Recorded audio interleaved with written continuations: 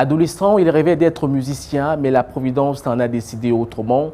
Il est homme politique, entrepreneur, ministre, mais sa passion pour la musique et la sape n'a guère été ébranlée.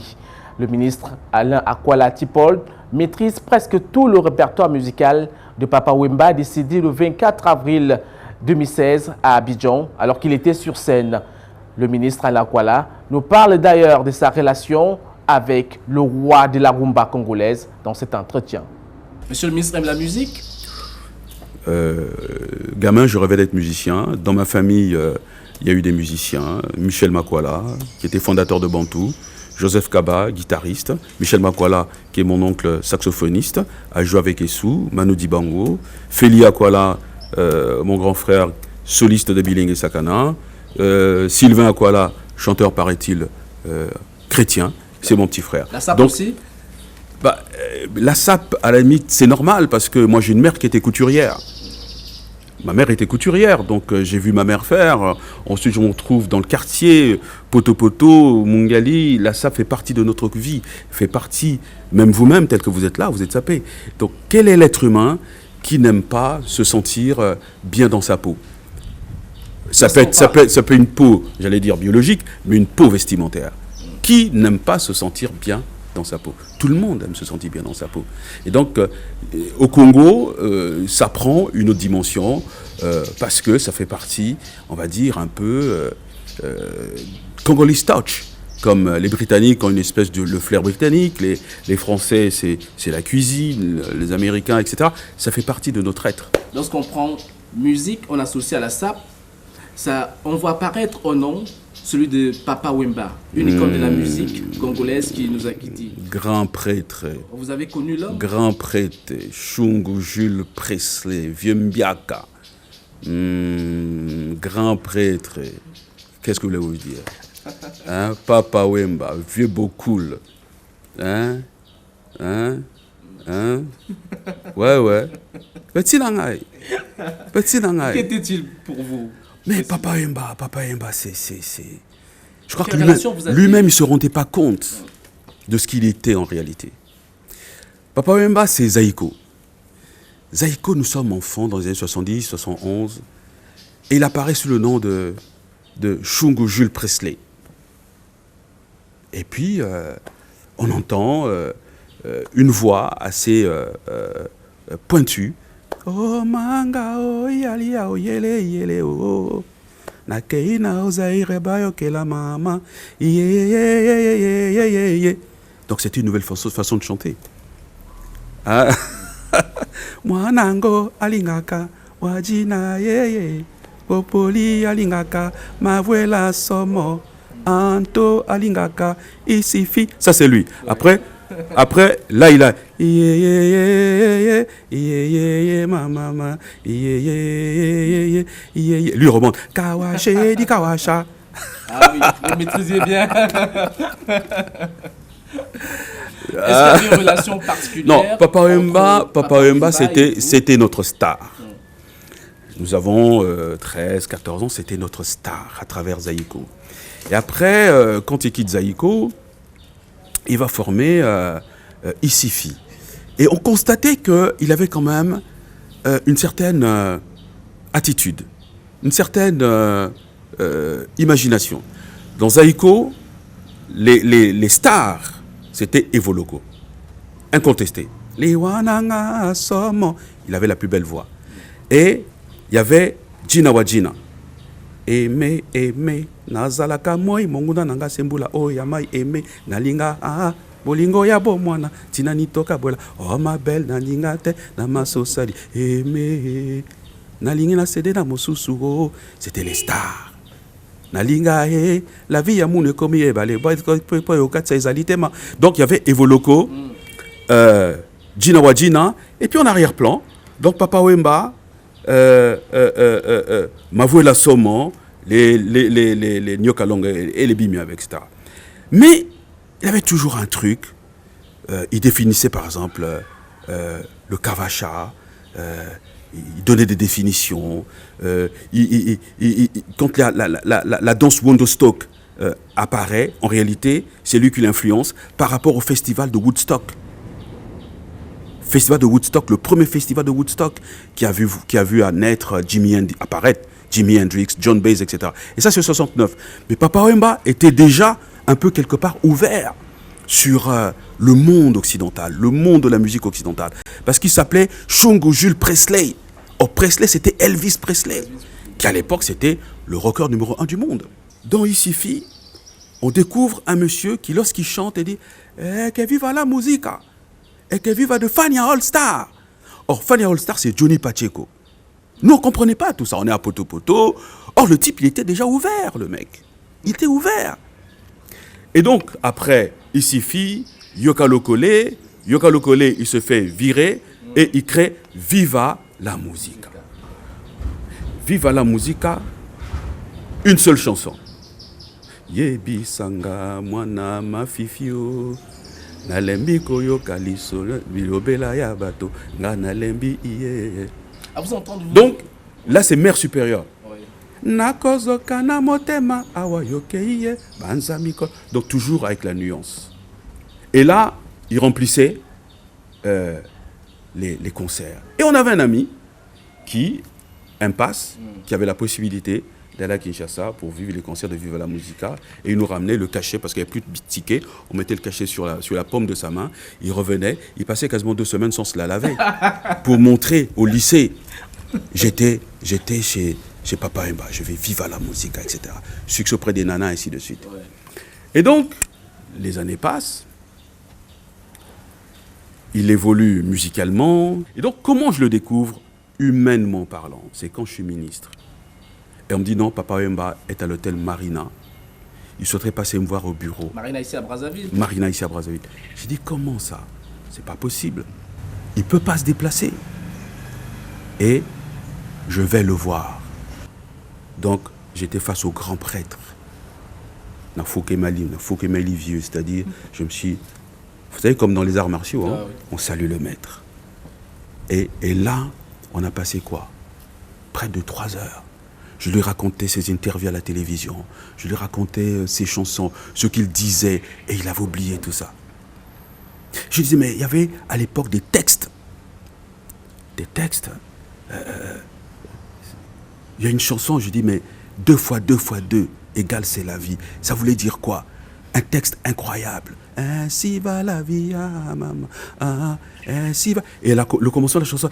Bakende boki la bazonga katero. Tanga tanga e, tanga tanga e, tanga tanga e, tanga tanga. On a capé là dans le.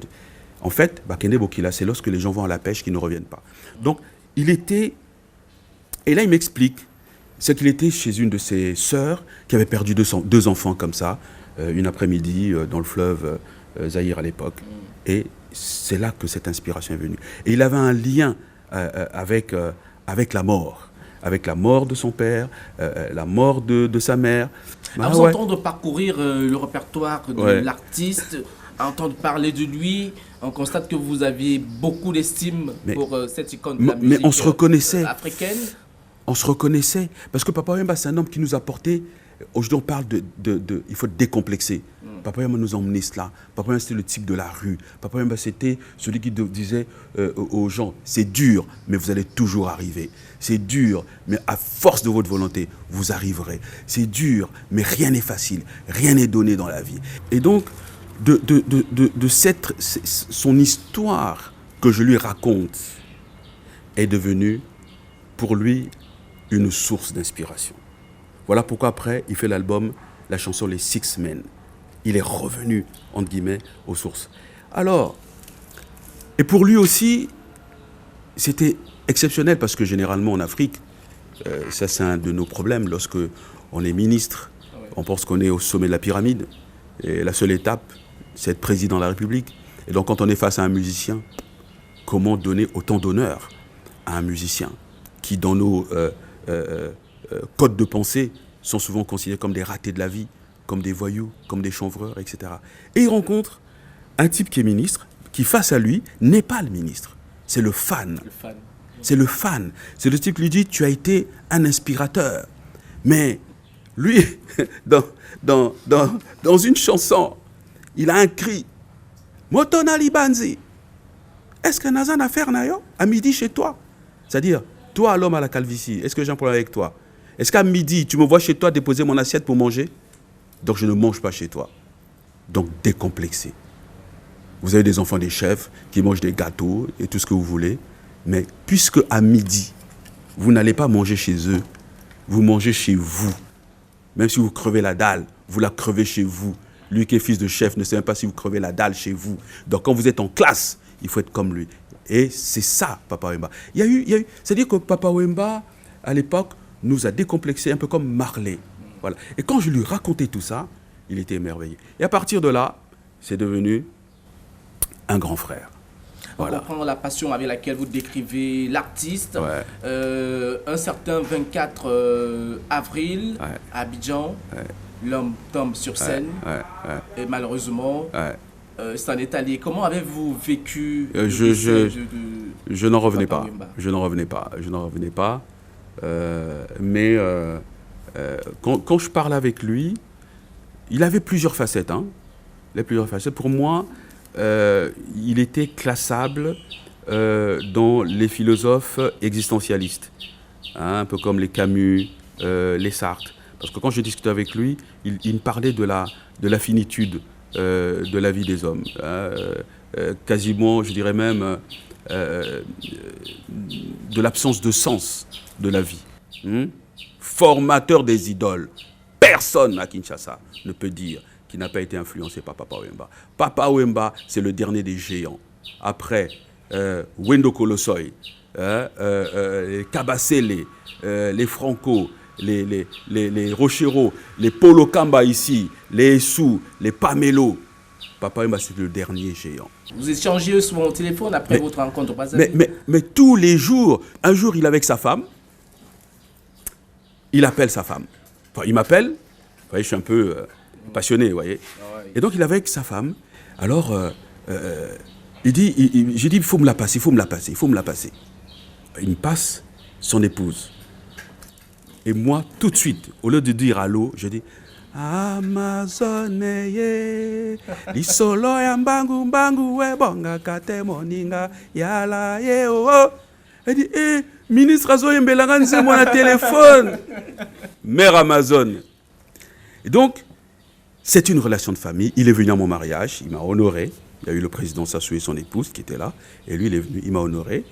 Je suis le premier officiel congolais à avoir mis les pieds à Kinshasa. Petit Nanga Yakin Bazali, je suis parti. J'étais au mariage de Papa Wemba, à l'église. Les images existent. Et donc, c'était devenu une relation de famille. Il est venu ici, dans cette maison, à plusieurs reprises. Quand il passait par Brazzaville, même quand je ne suis pas là, mes jeunes, mes collaborateurs le prenaient. Et puis, il me parlait justement de sa vie, comment il fallait agir vis-à-vis des autres, comment il voyait l'après Papa Wemba. Malheureusement, ça s'est fait. J'étais ici, on m'a appelé de Paris. Après, j'ai eu la confirmation de Yvon Moupala, le dernier élève du maître, un Congolais d'ici, qui était quelque part un peu son parolier. Et on passait notre temps ensemble, notamment lorsqu'il a fait Rumba Naruma dans le studio, j'étais là. On écoutait ensemble les chansons, il demandait un peu mon avis et tout. Et comme je regrette... vous avez certainement pleuré, vu la proximité avec l'homme. Comment vous avez passé cette journée-là? C'était déjà plus qu'une fraternité. Ça c'est laisser ma pudeur faire que je ne puisse pas vous exprimer comment est-ce que j'étais dévasté par sa disparition. Mais ce que je retiens, c'est que c'est un homme qui m'a, en moins de 10 ans, il a rempli ma vie. Et en moins de 10 ans, il m'a donné quelques pistes philosophiques. Comment vivre avec les autres, comment vivre en société, comment surtout subir les autres. Voilà. Parce que dans la vie politique, c'est ça. Quand j'ai été viré pour la première fois, il m'a dit « Mais excellent, c'est ton destin. C'est ton destin. Mais je sais que tu ne t'arrêteras pas là. » Bon, je suis revenu, il a encore dit la même chose. Voilà. Mais quand je t'ai viré pour la dernière fois, il n'était plus là. Mais je sais que de là où il est, il a enrichi plein de monde. Pour moi, c'était une divinité. Vous entendez parler de Papa Wemba, Ouais. il a envie, il a envie. difficile de vous interrompre. Il a envie. Avec lui, vous pouvez écrire tout un Mais bien sûr, tout un livre. Papa Wemba a été une divinité. Ouais. Et des personnes comme lui ne sortent qu'une fois tous les 100 ans. Je vous assure. Une fois tous les 100 ans. C'était une divinité musicale, cet homme.